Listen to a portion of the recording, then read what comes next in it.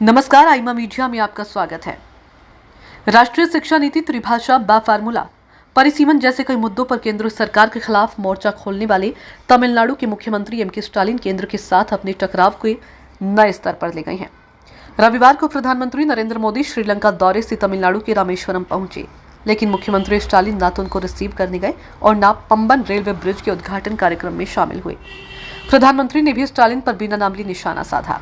उन्होंने कहा कि तमिलनाडु के नेताओं की चिट्ठी उनको मिलती रहती है, लेकिन उस पर तमिल में दस्तखत नहीं होता है।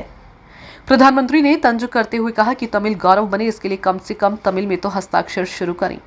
इतना ही नहीं, प्रधानमंत्री नरेंद्र मोदी ने स्टालिन सरकार को तमिल भाषा में मेडिकल की पढ़ाई शुरू कराने की नसीहत भी दी।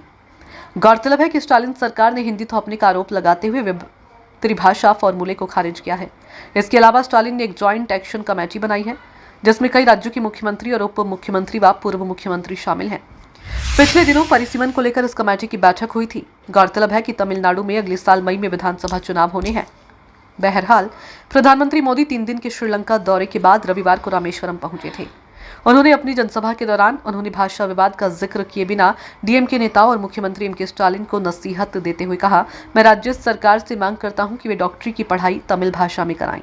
प्रधानमंत्री ने कहा, तमिलनाडु के कई नेताओं की चिट्ठियां मेरे पास आती है। आश्चर्य की बात तो यह है कि कोई नेता तमिल में दस्तखत नहीं करता। तमिल का गौरव बने, इसलिए इन लोगों को स्थानीय भाषा में दस्तखत करना चाहिए। प्रधानमंत्री मोदी ने रविवार को रामनवमी पर तमिलनाडु के रामेश्वरम स्थित रामनाथ स्वामी मंदिर में पूजा अर्चना भी की।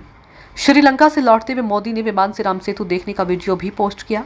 उन्होंने सोशल मीडिया प्लेटफॉर्म एक्स पर लिखा, श्रीलंका से लौटते हुए विमान से राम सेतु के दर्शन किए। यह तब ही हुआ जब अयोध्या के राम मंदिर में रामलला का सूर्य तिलक हो रहा था। यह दिव्य अनुभव था। प्रभु श्री राम हम सभी को जोड़ने वाली शक्ति हैं, उनकी कृपा सदैव हम पर बनी रहे। प्रधानमंत्री मोदी ने एक जनसभा में अपनी सरकार की उपलब्धियां बताई। उन्होंने कहा, भारत सरकार मछुआरों के साथ खड़ी है। केंद्र सरकार के प्रयास से 4000 से ज्यादा मछुआरे श्रीलंका से वापस लौटे हैं। इसमें 600 से ज्यादा पिछले साल फ्री हुए, कुछ को फांसी की सजा हुई थी। उन्हें भी श्रीलंका से जिंदा वापस लाए और उनके परिवारों को सौंपा है। मोदी ने पीएम किसान योजना के तहत राज्य को 12,000 करोड़ रुपए मिलने की बात कही और कहा कि आयुष्मान भारत योजना से राज्य के लोगों को 8,000 करोड़ बचे हैं।